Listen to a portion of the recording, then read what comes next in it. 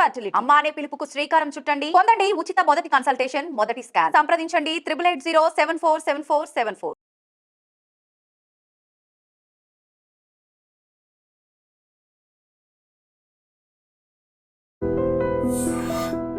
నేను air force కొరకు apply చేస్తే అప్పుడు నాకు 17-18 ఇయర్స్ ఏజ్ ఉంటే పేరెంటల్ కన్సెంట్ ఫామ్ కావాలి. మా నాన్నగారు ఇవ్వలేదు, ఇది రిస్కీ జాబ్, ఇది నేను ఇవ్వదాలనని. తర్వాత మా మేనమావ గారి దగ్గర పోయినాను. ఆయన ఎంఎస్సి చేసి వచ్చిండు బనారస్ యూనివర్సిటీ నుంచి. అనుకున్న ఆయన అట్లీస్ట్ హెల్ప్ చేస్తారు అనుకుని ఆయన దగ్గర పోయినాను. ఆయన కూడా అనగా అంటే ఇది ఎయిర్ ఫోర్స్ది పెద్ద responsibility, I cannot take chances, I cannot do it అన్నాడు. ఇక అప్పటి నుంచి I had no other choice except keep waiting till I get another opportunity to go. Then when I have seen the small aircrafts flying at the Begumpet airport. So that has given me an interest to go and find out where from these aircrafts are flying. So I came to know this Andhra Pradesh Flying Club. Okay. అక్కడ నుంచి ఈ aircrafts fly చేస్తున్నాను. అక్కడ పోయి నేను అడిగినాను వాళ్ళ membership తీసుకోవాలంటే what is the procedure and all that. I completed that and I joined there. Then we started flying from there. Sir మీ టైంలో మెంబర్షిప్ తీసుకోవాలనుకున్నా లేదా ఫ్లయింగ్ చేయాలనుకున్న కెప్టెన్కి వెళ్ళాలంటే ప్రొసీజర్ ఏముంటుందండి? ప్రొసీజర్ క్వాలిఫికేషన్ కానీ హైట్ కానీ ఫిజికల్గా కానీ? ఒకటేమో ఫిజికల్ ఫిట్నెస్ ఉండాలి, ఇంకోటి మెడికల్ ఫిట్నెస్ ఉండాలి. ఇది మనం పైలట్కు అప్లై చేసిన తర్వాత వాళ్ళు మన మెడికల్ ఎగ్జామ్ పంపిస్తారు. యూజువల్గా మెడికల్ బోర్డు ఉంటుంది, medical authorities who are approved by the director general civil aviation. Mostly they are all Air Force Medical Board. So we are subjected to go to the Air Force Medical Board. Class 1 medical అని ఉంటుంది. ఇప్పుడు class 1 medical బయట కూడా కొన్ని hospitals, పెద్ద హాస్పిటల్స్కి approval ఇచ్చిండ్రు. But అప్పుడు ఓన్లీ ఎయిర్ ఫోర్స్ మెడికల్ బోర్డే ఉండేది. So air force medical board was Delhi, CME అంటారు, సెంట్రల్ మెడికల్ ఎస్టాబ్లిష్మెంట్. ఇంకోటి బెంగళూరులో ఉంటుండే ఇన్స్టిట్యూట్ ఆఫ్ ఏవియేషన్ మెడిసిన్ అని. ఈ రెండిట్లో ఎక్కడికైనా మనం పోయి ఫిట్నెస్ తీసుకోవాలి. ఆ ఫిట్నెస్ తీసుకున్న తర్వాతనే we can proceed for the flying training. Flying training start చేయకముందు మనకు గ్రౌండ్ సబ్జెక్ట్స్ ఉంటాయి. ఎందుకంటే we should know about the aircraft, about the environment, మనకు ఎటువంటి వెదర్లో ఫ్లై చేస్తాం అందుకొరకు మెటీరియాలజీ కావాలి, ఎయిర్క్రాఫ్ట్ విషయం టెక్నికల్ కావాలి, మళ్ళీ రూల్స్ అండ్ రెగ్యులేషన్స్ ఏం ఫాలో కావాలి అది నేర్చుకోవాలి. అట్లనే ఎయిర్ ట్రాఫిక్ కంట్రోల్ తోటి మాట్లాడటం కొరకు అంత ఇంగ్లీష్ లాంగ్వేజ్ ఉంటుంది. సో ఇంగ్లీష్ లాంగ్వేజ్ ప్రొఫెషన్స్ కూడా ఉండాలి. ఇవన్నీ కండిషన్స్ ఉండి మనం ground subjects as required by the director general civil aviation pass కావాలి. ఇనీషియల్గా మనకు ఇప్పుడు స్టూడెంట్ పైలట్ లైసెన్స్ అని ఉంటుంది. దాని కొరకు మనం 3-4 సబ్జెక్ట్స్ పాస్ అయ్యి తర్వాత ఈ మెడికల్ అయిన తర్వాత వీ కెన్ స్టార్ట్ ఫ్లయింగ్. దానికి ఒకటి మన ఫ్లైట్ రేడియో ఆపరేటర్స్ లైసెన్స్ అని ఉంటుంది, అదొకటి డీజీసీ అప్లై చేయాలి, డీజీసీ నుంచి ఇస్తారు. ఎప్పుడైతే వీళ్ళు స్టూడెంట్ పైలట్ లైసెన్స్ పాస్ అవుతారో అప్పుడే FRTO కొరకు కూడా, flight radio telephone operators licence కొరకు కూడా వాళ్ళు మనం టెస్ట్ చేసి డీజీసీకి పంపిస్తారు. డీజీసీ నుంచి లైసెన్స్ వస్తుంది. అప్పుడు మనం ఎయిర్క్రాఫ్ట్లో కూర్చోవచ్చు అనమాట. సార్ ఎయిర్క్రాఫ్ట్లో కూర్చోకముందు మీకు ఒక ప్రొసీజర్ చెప్తున్నారు మీరు, ఇది ఎన్ని రోజులు ఉంటుంది ట్రైనింగ్? 6 months ఉంటుందా, 1 year ఉంటుందా ground level? No, it could be about maximum 1 to 1.5 months. Okay, ఇది అయిన తర్వాత ఎయిర్క్రాఫ్ట్లోకి ఎయిర్క్రాఫ్ట్లో ఇవాళ రేపు సిమ్యులేటర్స్ కూడా వచ్చినాయి. సో మనం సిమ్యులేటర్లో కూడా కూర్చొని కొంత ట్రైనింగ్ ఇస్తాం అనమాట. వాటిని సిమ్యులేటర్స్ అంటారు. తర్వాత ఇంకా అడ్వాన్స్ వాటిని ఫ్లైట్ సిమ్యులేటర్ అంటారు. ఫ్లైట్ సిమ్యులేటర్ అంటే దాదాపు ఎయిర్క్రాఫ్ట్లో ఎంత ఫీలింగ్ ఉంటుందో అంత ఫీలింగ్ ఉంటుంది అనమాట. That is almost like an aircraft. అదే మన బేగంపేటలో ఉన్నాయి కదా, ఉన్నాయండి. ఇప్పుడు సెంట్రల్ ట్రైనింగ్ ఎస్టాబ్లిష్మెంట్ అని ఇండియన్ ఎయిర్లైన్స్ ఎయిర్ ఇండియా ఉన్నది. అక్కడనే మొత్తం అప్పుడు ముందు అదొకటే ఉండే ఇండియాలో. ఇప్పుడేమో ఫారిన్ కంట్రీస్ పోతున్నారు, వేరే ఎయిర్లైన్ కూడా అటువంటి ఫెసిలిటీస్ వచ్చినాయి, ప్రైవేట్ వచ్చినాయి.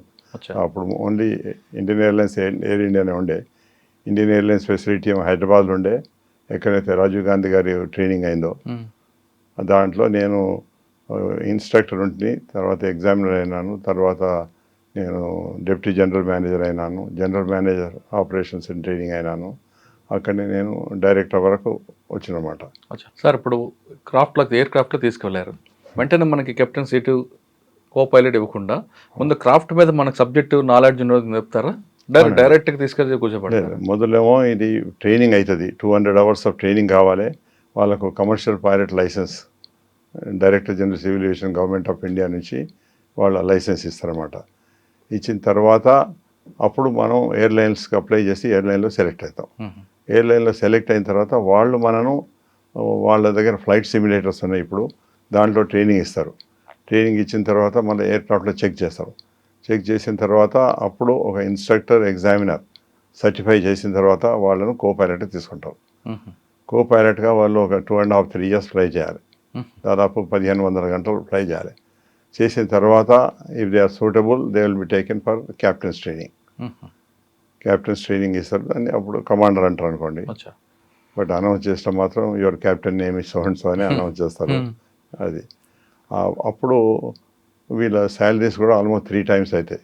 కో పైలట్కి ఇప్పుడు 1.5 lakh ఇస్తే అప్పుడు క్యాప్టెన్కు 2.5 to 3 lakhs ఇస్తారు అనమాట. సార్ ఈ ప్రొసీజర్ మీరు స్టార్ట్ అయినప్పటి నుంచి అదే ఉందా, ఇప్పుడు ఏమైనా చేంజెస్ వచ్చా? ఆల్మోస్ట్ అదే ఉంది. అప్పుడు ఇప్పుడు student pilot licence, private pilot licence, commercial pilot licence, తర్వాత ఇప్పుడు ఎయిర్లైన్ ట్రాన్స్పోర్ట్ పైలట్ లైసెన్స్ ఉంది. అప్పుడేమో ఈ కమర్షియల్ పైలట్ లైసెన్స్ తర్వాత ఎయిర్లైన్ ట్రాన్స్పోర్ట్ పైలట్ లైసెన్స్ మధ్య ఒకటి సీనియర్ కమర్షియల్ పైలట్ లైసెన్స్ అని ఉండే. అది ఇప్పుడు ప్రజెంట్ రూల్స్ లేదనమాట. నేను చేసినప్పుడు అది ఉండే అనమాట. ఇప్పుడు ఒక 25 ఏళ్ళ కుర్రాడు మీలాగే ఫ్లైట్లో వెళ్ళాలి చూడాలి అనుకుంటాడు, ఏం చేయాలని? సో అతడు ఈ ఫ్లయింగ్ క్లబ్లో పోవచ్చు. ఫ్లయింగ్ క్లబ్ అంటారు, ఫ్లయింగ్ ఇన్స్టిట్యూట్స్ అంటారు, ఇవాళ ఫ్లయింగ్ ఆర్గనైజేషన్ అంటారు. ఇవన్నీ మన డీజీసీఏ నుంచి వాటికి పర్మిషన్ ఉంటుంది. వాళ్ళ పర్మిషన్ ప్రకారంగానే వాళ్ళు అడ్మిషన్ తీసుకోగలుగుతారు అనమాట. ట్రైనింగ్ కూడా వాళ్ళు ఇవ్వగలుగుతారు. వాళ్ళ దగ్గర విమానాలు ఉంటాయి, సిమ్యులేటర్స్ ఉంటాయి, ఫ్లయింగ్ ఇన్స్ట్రక్టర్స్ ఉంటారు. సో అక్కడ పోయి వీళ్ళు జాయిన్ కావాలి. జాయిన్ కాకముందు వాళ్ళు చూడదలుచుకుంటే వాళ్ళు ఫ్లైట్ సిమ్యులేటర్స్ చూడొచ్చు, సిమ్యులేటర్ ఎట్లా ఉంటుందని. ఎయిర్క్రాఫ్ట్స్ కూడా అక్కడ ఉంటాయి, పోయి ఎయిర్క్రాఫ్ట్లో కూడా చూడవచ్చు. ఎయిర్క్రాఫ్ట్లో కాక్పిట్ కూర్చుండి కూడా చూడొచ్చు, కాక్పిట్ ఫీలింగ్ ఎట్లా ఉంటుందని. కొంతమంది వస్తారు స్టూడెంట్స్, సార్ మేము విమానం చూస్తాం సార్ అంటారు. సరే విమానం చూపిస్తాం, తర్వాత వాళ్ళు అంటారు సార్ మేము ఒకసారి లోపల కూర్చోవచ్చునా అంటారు. ఇవాళ రేపు ఇప్పుడు సెల్ ఫోన్స్ వచ్చినా కనుక సార్ ఒక ఫోటో తీసుకోవచ్చునా అంటారు. సో అది కూడా పర్మిట్ చేస్తారు. It's a kind of motivation for them. వాళ్ళు పాపం ఎప్పుడు ఎయిర్క్రాఫ్ట్ చూడని వాళ్ళు ఎయిర్క్రాఫ్ట్లో కూర్చొని వాళ్ళకు ఇట్స్ ఎ బిగ్ ఎక్సైట్మెంట్ అనమాట. అట్లా వాళ్ళకు ఇంట్రెస్ట్ కూడా వస్తుంది. కొంతమంది అనేటోళ్ళు వాళ్ళు నేను డాక్టర్ అవుతాను, నేను ఇంజనీర్ అవుతాను అన్న అట్లాంటి వాళ్ళు కూడా after seeing the aircraft and doing 1 or 2 flights they picked up the interest to become a pilot. We have now many engineers are as pilots. We have few doctors also as pilots. So అట్లా sir మన కో పైలట్కి వచ్చారు, మీరు చెప్పిన 3-4 years కంటిన్యూగా flying చేస్తే వాళ్ళకి promotion వస్తుంది. 2-3 years minimum. Okay, 2-3 yearsలో ఒకవేళ ఏమైనా మిస్టేక్ జరిగి ఉండొచ్చండి, ఏమైనా జరిగితే వెనక్కి వచ్చే అవకాశం ఉంటుందా, లేదా ప్రమోషన్ ఆగిపోతుందా? వాళ్ళకు కో పైలట్కి ఎక్కువ రెస్పాన్సిబిలిటీ ఉండదు. వాళ్ళ మీద ఏదైనా బ్లేమ్ పెట్టాలంటే పెట్టరాదు అనమాట. ఎక్కువ ఏదైనా అన్ఫార్చునేట్ ఇన్సిడెంట్ ఆర్ యాక్సిడెంట్ అయితే blame goes to the captain. Only when it proves that co pilot did not do his functions properly, చేయకపోతే దాని మీద అతని మీద రెస్పాన్సిబిలిటీ పోతుంది. బట్ సాధారణంగా అటువంటి రెస్పాన్సిబిలిటీ అంతా క్యాప్టెన్ మీదనే ఉంటుంది అనమాట. ఓకే సార్, మీరు అనుకున్నట్లు మీరు ప్యాషన్ తీసుకున్నారు, ఖచ్చితంగా ఫ్లైట్ ఎక్కాలని. మీ నాన్నగారు ఒప్పుకోకపోయినా మీ మేనమామ సహకారంతో వచ్చారు. ఫస్ట్ టైం ఫ్లై చేస్తున్నప్పుడు మీ ఫీలింగ్స్ ఏంటండి? It was very exciting I can say. మనం ఇప్పుడు సాధారణంగా మనం పిక్చర్లలో చూస్తుంటాం, క్లౌడ్స్లలో నారదమామని పోయి క్లౌడ్స్లో తిరుగుతుంటాడు, అట్లాంటి ఫీలింగ్ వస్తుంది అనమాట మనం. ఎందుకంటే క్లౌడ్స్ మీద మనం ఫ్లై చేస్తుంటే ఆల్మోస్ట్ ఐడెంటికల్ అదే ఫీలింగ్ వస్తుంది. Oh I'm now above the clouds, ఆ ఫీలింగ్ వస్తుంది. అదే ఇంట్లో మీ ఊరు కూడా చూసినప్పుడు ఇంకా ఆనందం ఉంటుంది. ఎస్ నేను మా ఎయిర్క్రాఫ్ట్ తీసుకొని పోయి మా ఊరి మీద కూడా ఫ్లై చేసినాను. మేము చదువుకున్న కాలేజెస్ మీద ఫ్లై చేసినాను. సో వాళ్ళందరికీ కూడా నేను చెప్పేది ఈ ఫలానా టైంకి నేను వస్తాను అని. వాళ్ళు కూడా ఊరు వాళ్ళంతా వచ్చి చూస్తారు అనమాట. వాళ్ళకు కూడా పెద్ద ఎక్సైట్మెంట్ అనమాట. కానీ మీకు వాళ్ళందరూ కనిపిస్తారు, వాళ్లకు మా విమానం కనిపిస్తుంది, ఇండివిజువల్ కనపడవు. ఇండివిజువల్ కనపడడానికి చాలా లో బోల్స్ వస్తుంది. అంత లో మనం సేఫ్టీ రెగ్యులేషన్ ప్రకారం అంత లో పోజాలం. మనం ఒక 1000 feet పైన ఉంటాము, ఉండి 4-5 రౌండ్స్ కొట్టి పోతాం అనమాట. సాధారణంగా సార్ టేక్ ఆఫ్ అయిన తర్వాత ఎంతవరకు వెళ్తారండి? 10,000 వరకు వెళ్తారా? 15,000? అది ఒక విమానం నుంచి విమానమును రూట్ నుంచి రూట్ పైన డిపెండ్ ఉంటుంది. ఇప్పుడు ఇక్కడ నుంచి మనం మెడ్రాస్ పోతున్నాం అనుకోండి, మెడ్రాస్ పోతున్నాం అంటే మనం ఇప్పుడు జెట్ విమానాలు అయితే 31,000 ఫీట్ వరకు పోతాం. ముందేమో మనకు డెకోటా ఉండే, తర్వాత యావ్రో ఉండే, అటువంటి ఎయిర్క్రాఫ్ట్లు అయితేనేమో మనం 9,000 ఫీట్లు 12,000 ఫీట్ల వరకు అట్లా పోతాం.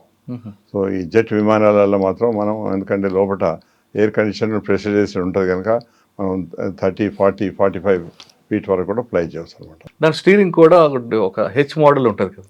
కొన్ని హెచ్ మోడల్ ఉంటుంది, కొన్ని రౌండ్ కూడా ఉంటుంది, కొన్ని సెమీ రౌండ్ ఉంటాయి. So these are the 3 types of thing which they normally have flight controls. Sir private ఇప్పుడు మన ఎయిర్ ఇండియా కాకుండా ఇంక వేరే తీసుకున్నాం అనుకుంటా, వాళ్ళు కూడా అంతే మన ఏవియేషన్ చెప్పినట్లు వాళ్ళు వెళ్ళాలా? చేతిలో స్టీరింగ్ ఉంది కదా, ఇంకా పైకి వెళ్ళొచ్చు? దీనికి ఎవ్రీ డే మనం ఫ్లైట్లో పోయినప్పుడు ఎయిర్ ట్రాఫిక్ కంట్రోలర్స్ అని ఎయిర్పోర్ట్లో ఉంటారు. వాళ్ళు మనకు ఒక ఫ్లైట్ లెవెల్ అని ఇస్తారనమాట. మీరు ఈ 7,000 ఫీట్ పోండి, ఇప్పుడు మేము ఇక్కడి నుంచి వరంగల్ పోవాలి, చిన్న ట్రైనింగ్ ఎయిర్క్రాఫ్ట్లో పోవాలి, వాళ్ళు అంటారు మీరు 7,000 ఫీట్ అంటారు. ఎందుకంటే అటు నుంచి వచ్చే విమానం 8,000 ఫీట్ ఇస్తారు. ఇంకో విమానం అంటే వాళ్ళకు 1,000 ఫీట్ డిఫరెన్స్ ఇస్తారు అనమాట. మనం 7 అంటే ఇంకోటి 6లో ఉంటారు, ఇంకోటి 8లో ఉంటారు. So that safety is there. ఒక విమానం క్లాస్ కాకుండా సేఫ్టీ ఉంటుంది.